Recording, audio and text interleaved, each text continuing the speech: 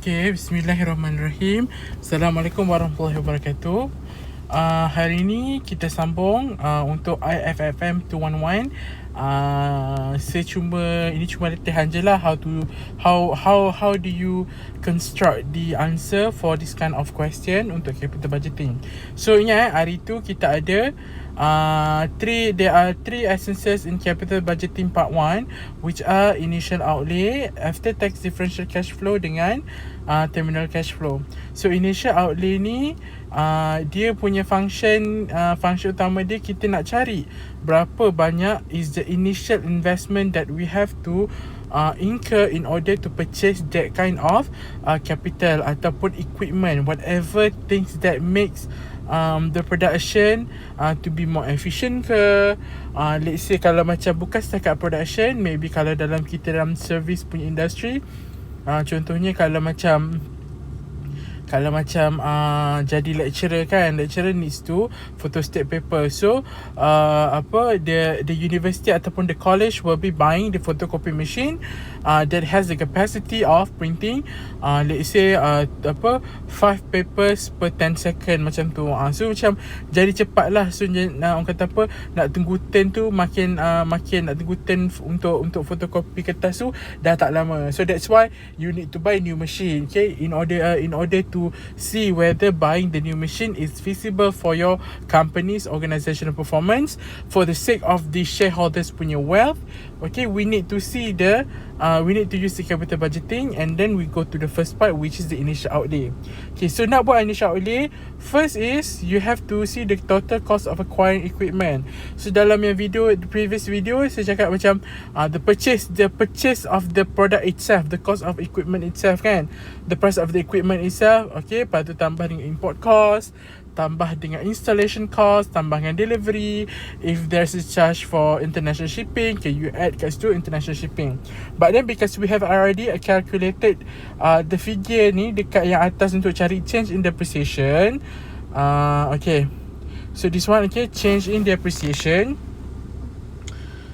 Change in depreciation kita dah tahu dah. So ini jawapan dia 774,000. So no need to bother to do it properly. Let's say macam nak tambah shipping apa semua tu, nak tambah tak payah, because you have already known based on the calculation. However, sebenarnya formally speaking, you need to do you need to do your answer based on the price of the equipment tambah shipping apa semua, sebab itu statement yang financial manager nak tengok. Dia bukan tengok yang kalau atas tu dia macam jalan kerja je, dapat markah, tapi in real life you have to do it in proper manner lah. Okay, so bila kita dah dapat total cost of acquiring equipment, which is 774,000 ringgit, kita kena tambah dengan any kind of expenses in order to purchase this kind of capital. So kita ada increase in working capital, which is 200,000 ringgit. Okay, and then so dah tambah 200,000, jadilah total outflows to be 974,000 ringgit. Okay, wait. Alright, so lepas kita dapat total outflows, we have to reduce it with we have to substitute with the inflows, any kind of money that goes into your company that happens if you purchase this machine. Okay, let's say nak beli orang kata apa, nak beli mesin baru, you do not want to keep the old machine sebab nanti lagi banyak pakai duit. So you decide that you want to sell the old machine ataupun old equipment. So dekat situ kenapa jual? Sebab nak beli mesin baru. Dia ada kaitan kat situ, sebab tu kita kena tolak asset disposal, that is 85,000 ringgit. Okay, 85,000 is the price of the selling price of the old machine kalau if the company decides to sell. Okay, and then kita kena tambah dengan tax gain. Tax gain sebab apa? Sebab kita jual mesin tu bawah harga pasaran. Okay, bila kita jual a machine below the market value, we will be able to see that we will be able to get a rebate from the government. Sebab apa? Kita tak jual dia at the, orang kata apa, at the market price. Okay, bila kita jual kat below the market price, maksudnya kat sini kita sanggup jual lagi murah. So nanti kerajaan akan compensate dengan tax payment tu. Sebab itulah tax gain tu kena masuk dekat inflows. Kita dapat duit, tapi initial outlay kita nak tengok total investment, duit yang kena dikeluarkan in order to buy a particular equipment in your company. Alright, so bila kita dah tambah asset disposal and tax gain, you are going to get RM135,000, 785.71. Okay, jadinya 974 minus RM135,785.70. Your initial outlay will be RM838,214 and 29 cents. Okay, so this is your initial outlay. Okay, this is your initial outlay. Okay, very easy, tak susah. It's just that you have to have the skills of extracting the information dekat dalam soalan. Okay, usually students based on my previous previous classes, like macam introduction to finance ke, financial management ke, fundamentals of finance, semua tu sama je. So part capital budgeting ni selalu student akan excel. Okay, dia macam jarang lah kalau nak ada kesilapan kat situ. Maybe usually the reasons leading to reduction in marks because they do not do the statement properly, because we need to do it professionally kan. Okay, tapi but then saya rasa selalunya saya tak pernah kurangkan markah unless if it is particularly bad that it confuses orang kata apa, the logical thinking of me after putting this kind of figures. Depends on where do you put it. Okay, alright, and then after this, after you found the initial outlay RM838,214.29, you are going to move on to the second part, the second essence of the first part of capital budgeting, which is the after tax differential cash flow, or ATDCF. Nampak kan? I'm not sure if you nampak ni. Okay, let me edit je lah kan. Okay, so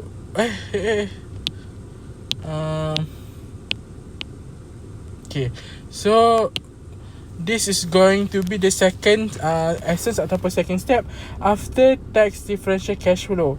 So let's recall, benda ni kita nak cari tahunan kan, like ini after tax differential cash flow for 5 years for that kind of product. Okay, sebab equipment tu dia punya, the new equipment tu lifespan dia 5 tahun. Jadi bila dia kata 5 tahun, ATDCF ni memang akan kita buat evaluation sepanjang 5 tahun. Okay, kadang-kadang in the life there are certain situation yang mana mungkin this kind of cash flow dia tahan untuk 2 tahun, and then masuk ketiga mungkin ada pertambahan ataupun there will be an added advantage ataupun disadvantage. However, usually as the capital becomes older ataupun even more obsolete, there's a tendency for disadvantages to happen as compared to benefits. Okay, tapi kadang-kadang dia tak mustahil yang benefit will prevail over the years of operating the machine. Okay, so dekat sini first step is to find the benefits of purchasing the equipment. Okay, so the benefit of purchasing, maybe I can highlight it to differentiate distinguish ataupun buat garisan ke kan. Okay, so this is the benefit. Allahu Akbar, sorry. Okay, benefit of purchasing and disadvantages. Okay, alright. So benefit of purchasing, one of the benefit is what? 35 increase or 35% of increase in sales. Okay, setiap tahun the expected sales will be average sales would be RM1,500,000. But now if you purchase the new machine, there will be an increase of 35% from the current sales. So you tak boleh nak tambah RM1,500,000 tambah dengan another 35% of increment based on the previous sales. Tak, just sebab kita nak cari dia punya differential ni, kita cari dia punya increase sahaja 35% darab dengan RM1,500,000, you will get RM525,000. So and then there will be a decrease in maintenance costs, okay, in which maybe the machine has become more efficient, more effective, so maintenance cost or maintenance requirement is now even lower. So it is orang kata apa, the cost can be reduced ataupun can be curbed by RM20,000 per year, okay, setahun. And then there is also decrease in labour cost, okay, cost upah, cost buruh nak operate this kind of machine. Like previously, maybe our machine you need to hire more than 5 people to operate just one machine, tapi because of this new purchase,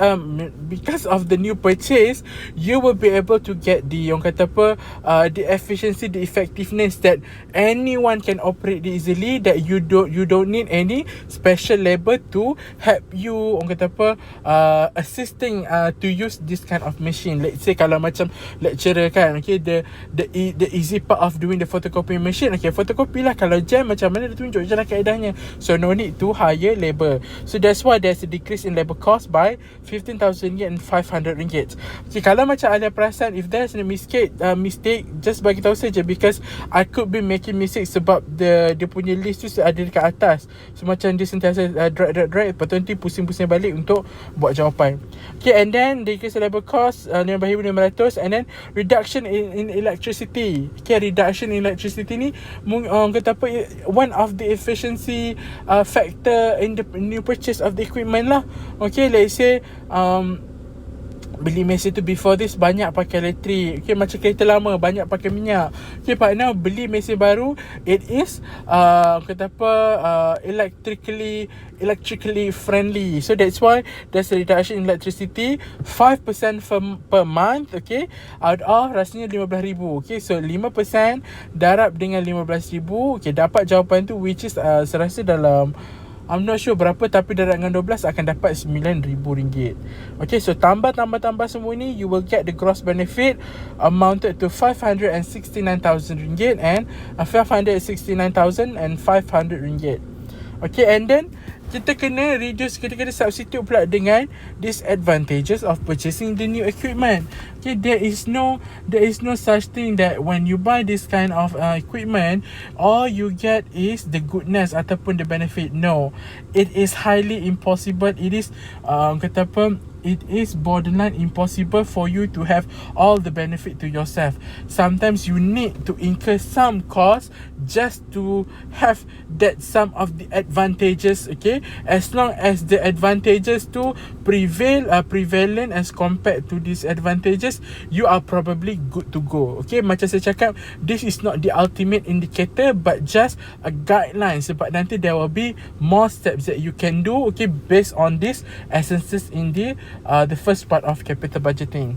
So increase in idle time, okay, masa idle time tu macam mana kan, mungkin mesin tu macam panas, kita apa, cepat panas, so nak bagi dia operate macam tahan lama, you have to cool it down first. Okay, masa cool it down tu, you cannot do anything with the machine, so that's why kena tengok berapa minit membazir masa tu kan. So orang kata apa, bila masa tu dah di-convert dengan nilai RM1, you can calculate it. Okay, so increase in real time by 7%. Okay, 7% ni saya rasa per month apa semua, okay, nanti you baca sendiri. Okay, and then 12 dapat dengan RM8,400. So and then ada pula administrative cost. Maybe kalau dekat office tu, I don't know, maybe orang kata apa, special machine ni dia memang tak bayar banyak, tak guna direct labor of the orang kata apa, the machine, tapi administrative tu maksudnya kena deal dengan orang luar kan, maybe outsource je punya technician apa semua tu. So the administrative cost tu selalunya kita akan bayar gaji dekat pekerja, it will cost RM35,000 per year. Okay, and then increase in paper use. Okay, increase paper use, maybe orang kata apa, terpaksa pakai banyak kertas sebab apa? This is not working capital. It is a cost that you cannot avoid. Okay, you cannot avoid this kind of cost, so you have to incur it. So rasanya for 40% out of RM200 per month. Lepas tu darab 40% darab 200, lepas tu darab dengan 12, akan dapat 960. Okay, I'm not sure whether the figure was right or wrong, saya tak ingat. Okay, but then this is the answer that I get. Kalau ada rasa salah, just tell me and then I'll recheck it to make sure that there is no discrepancy lah. Okay, and then just total it up. Okay, total up the disadvantages, you will get RM44,360. So as usual, gross benefits minus total disadvantages. So kita akan dapat total benefit RM525,140. RM525,140. Okay. So total benefit ni tak boleh dia belum settle lagi. So you kena buat apa? Kena tolak dengan change in depreciation. Change in depreciation ni, kenapa kita kena tolak from corporate tax? Sebab okay, benda ni kita dah beli. Okay, kita dah beli dah mesin tu. So it's the value, the current value tu, it is not convertible to money as long as you kata apa, you tak pakai duit. Because you tak pakai duit sebab you dah bayar dah benda tu. Faham tak? Sebab tu you kena tolak dengan change in depreciation. So from RM535,000 minus the change in depreciation 106,085.71. Benefit before tax is 419,054.29. Okay, and then corporate tax ni 30%. Corporate tax kena darab dengan benefit before tax. So 30% multiply by 419,054.29, kita akan dapat 125,716.29. Okay, remember, kalau dapat 3 decimal points, just round up to 2 decimal points. Okay, and then tolak je lah benefit before tax minus dengan corporate tax, kita akan dapat benefit after tax which amounted to 293,338. Okay, 293,338. So this kind of thing tambah. Okay, untuk menentukan dia punya different cash flow tu, sebab kalau kita tolak dengan change in depreciation tu, maksudnya as if mesin tu memang tak ada harga langsung, dia ada nilai tapi kita belum jual lagi benda tu. Okay, faham tak? Sebab tu kena tambah balik dengan change in depreciation. So any kind of capital purchase, you are exempted from being taxed. Okay, so tambah balik dengan 106,085.71, kita akan dapat after tax differential cash flow of 399,423.71. So dia punya cash flow tu every year untuk 5 tahun ni adalah RM399,424.71. Start daripada tahun pertama sampai ke tahun kelima. Okay, remember, sebab apa saya kata sampai 5 tahun? Sebab soalan ni assignment 7 question number 1, dia punya Allah Akbar Kabira, dia punya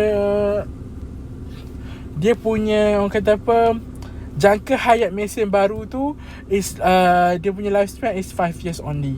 Okay, so cash flow tu, yang cash flow 39423 ni, we assume that it will be constant sampai akhir hayat mesin tu. So 423,070 every year. Okay, this is the after tax differential cash flow for purchasing the new equipment in what company, saya tak ingat lah, saya rasa. Okay, alright, and then moving on to the last one, the last essence in capital budgeting, which is terminal cash flow. Terminal cash flow ni at the end of the lifespan tu, kita tahun kelima tu, kita dapat ATDCF, kita nak kena tambah pula terminal cash flow. Sebab by the end of the lifespan, kita dah tak boleh guna dah mesin tu sebab dia dah habis jangka hayat. So kat situ kita akan dapat balik pulangan working capital recovered. Okay, kita dapat balik recover balik sebab macam kita let go benda tu, kita punya working capital kita dapat balik lah sebab orang kata dah tak guna dah mesin tu. So macam any kind of new purchase pun, kita tengoklah banyak mana dah pakai. Okay, sebab tu kita kena recover balik the working capital dalam terminal cash flow. So and then kita dapat disposal of new asset. Disposal of new asset ni saya ambil based on the salvage value of the new asset, sebab dia tak nyatakan selling price of the new asset at the end of its lifespan. Okay, kalau dia kata just taruh the selling price, kalau tak ada just taruh the salvage value, which is RM90,000 for this kind of question. So working capital recovered plus with the disposal of the new asset, bukan the old asset. Old asset is RM85,000. New asset ni yang baru nak beli ni, tapi dah kira sampai tahun kelima, so RM90,000.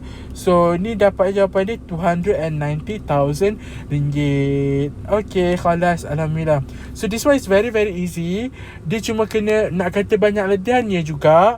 But then at the end of the day, soalan si memang it will highly reflect, it will be highly reflecting on the assignment that I've given to you. Okay, so no need to worry, just buat je latihan. Nanti kalau saya minta, you just submit. Okay, assignment dia pun saya tak ambil tanda lagi, just midterm dengan quiz je. Okay, so I hope that you understand this topic. I'll see you next week on the second part of capital budgeting. InsyaAllah kalau saya rajin, maybe I'll cover for the last topic, which is issues Islamic finance. Okay, so Assalamualaikum warahmatullahi wabarakatuh, and thank you for listening to my video.